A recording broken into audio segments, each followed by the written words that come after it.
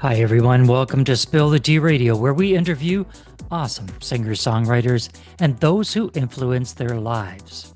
Spill the Tea Radio explores the journey, creativity, and inspiration behind the songs. My next guest is a London, Ontario native, transplanted to Ottawa. She is a passionate singer songwriter and storyteller who has been writing songs for as long as she can remember. In 2023, she released an indie folk track entitled Under the Pines, dedicated to her late grandfather.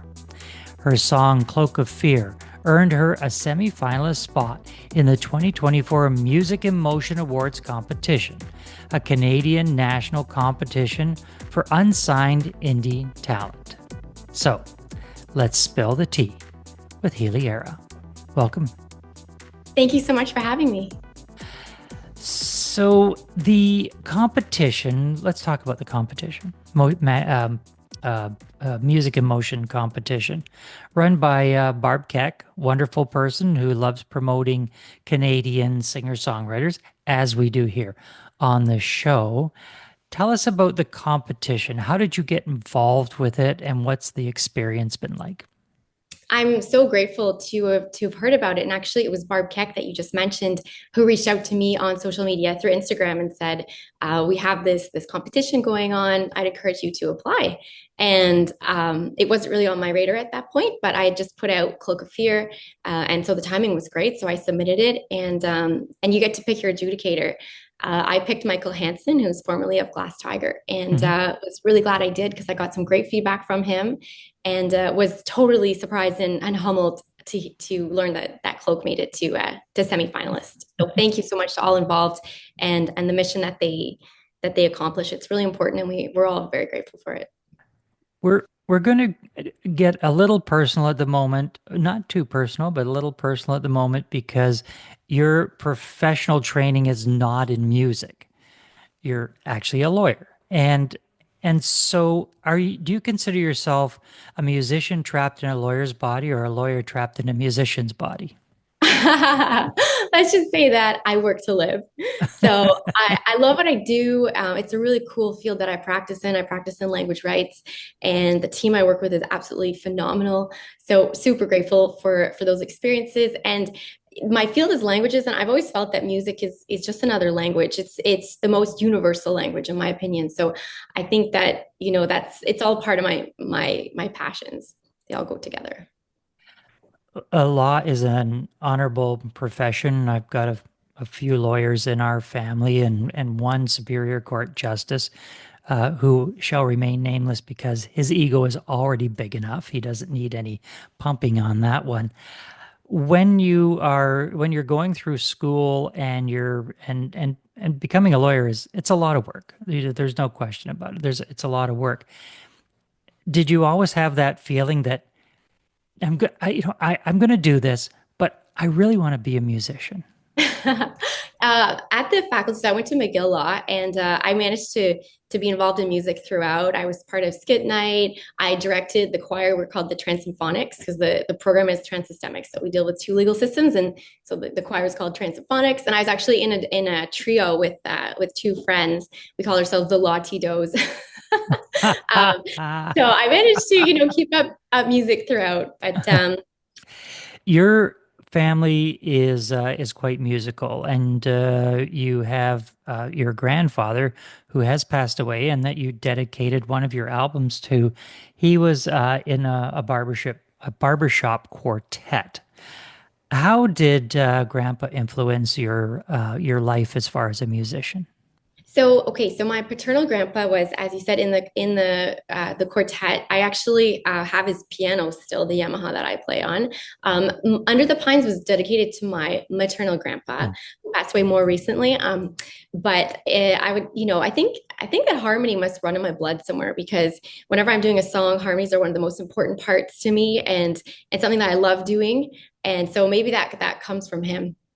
Also, your dad is musical, your sister is musical. She plays the cello. You have a niece that plays piano. So a lot of music around your family. Yeah. Yeah, I grew up, so classical music was, I would say, probably the number one influence growing up. I did piano lessons, went to my grade 8 conservatory, did theory and all that, and was quite a music geek in high school doing violin. I played violin in the orchestra, flute in the band. I also sang in multiple choirs in London. People listening in London will know Amabile, the Amabile singers, and my sister and I both sang in that. But it was cool because my sister and I, we'd often do duets, whether like real performances or just for fun. And I remember us just sort of doing spontaneous improvisation as a duet, and we just sort of start on one note, and then we just kind of make it up as we went along. And sometimes we end up laughing because it would end up in pentatonics or something. But it was I was so grateful to grow up with her and to be able to share that musical. And even now, when I'm writing stuff, the first person often I'll send something to is my sister. What do you think? You know? When you were growing, were you a band geek? Were you one of the Yeah. Oh, kids that yeah. you were? Definitely. Yes. You said you played flute? Yeah, I played flute grade 7, 8, 9, and violin. There at my high school, it was kind of cool to be a music geek, which was great. I was on music council. We did coffee houses and stuff like that, and in band trips, of course. And yeah, I played strings from grade 9 to grade 12 in London.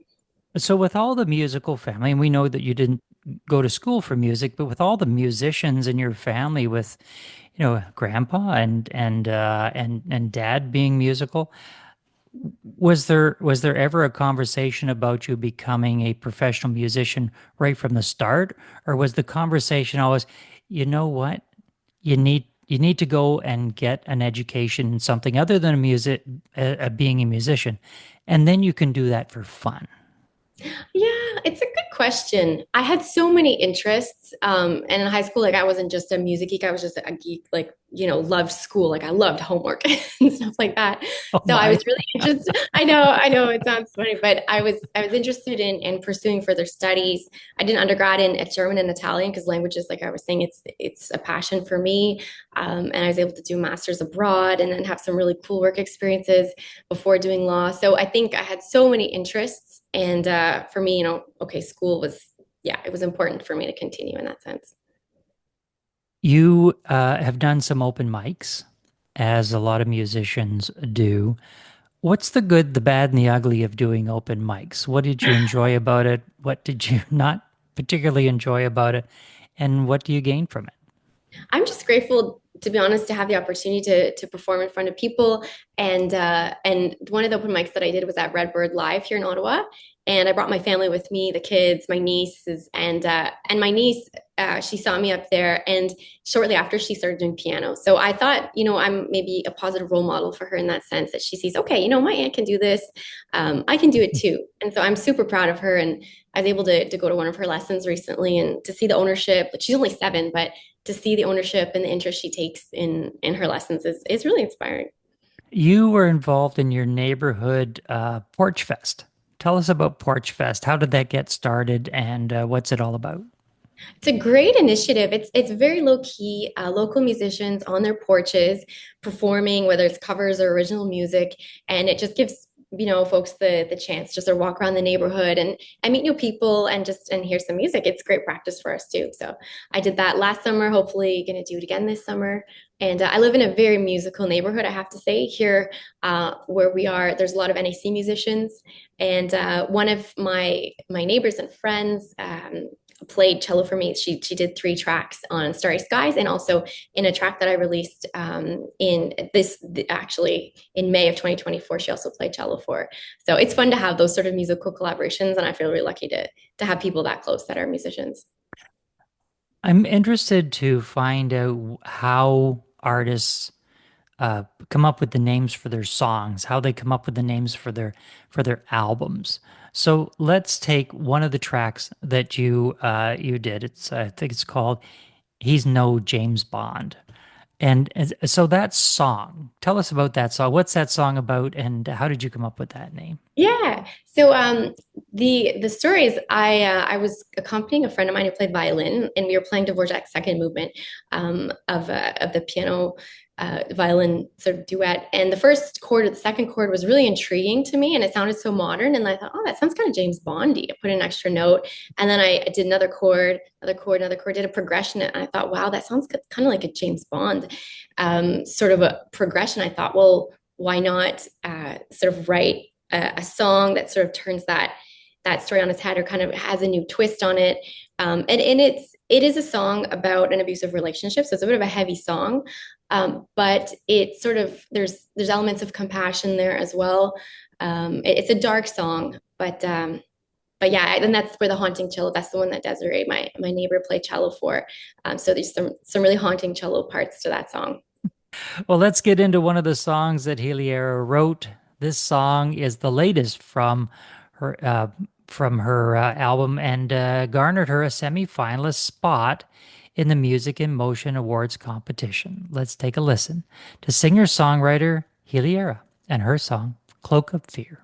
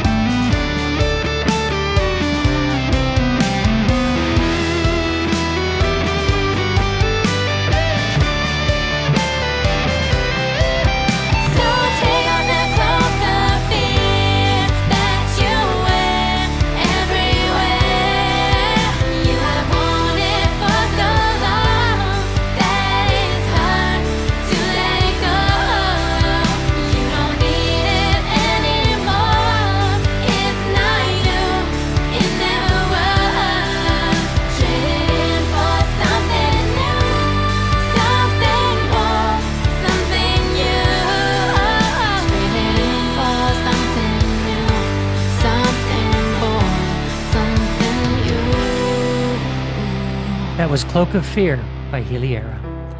Heliara, tell us, what is that song about and what was the inspiration to write it? So, Cloak of Fear is a metaphor for anxiety. It's sort of a lens that people put on as they sort of go into the world and live experiences. And what I wanted, I wrote it as a letter to myself. So the format is Dear Self, I've decided to write a letter. But I used the second person singular you, because I'm talking to myself. So it was a technique. I was hoping that this song, talking about anxiety, it's a very vulnerable song, anxiety and almost like self-sabotage in a way. I was hoping that it would connect with other people so that they don't feel maybe alone in their own struggles with life. So it talks about, there's a lot of emotions, there's frustration, there's wistfulness, there's vulnerability, but there's also strength and softness sort of that coexist in the song. And I'm hoping what people will retain from this is an ultimate message of resilience and empowerment, that that's not our natural state, to be in a state of, vigilance or being hyper vigilant about things, or being in a fearful state. We're naturally beings of love, and that's how we came into the world. And then we can all sort of hopefully at some point, take off that cloak of fear for those of us who do struggle, and really experience the world in the beautiful way that we're meant to. How do people find out more about you and your music and where you're performing and gigging? What's the website? What are the socials and the streaming platforms? Yeah, so you can find me on Instagram, Heliara_music. There's also a Facebook page, Heliara. And I do believe I have a Twitter account, but I have to say social media is not one of my strengths, but I do try to post stuff. People can also get in contact with me by email, heliara.music@gmail.com. And spell Heliara for everybody. Heliara. We have been in conversation with Heliara. Heliara, thanks for being with us. My pleasure. Thank you so much for having me.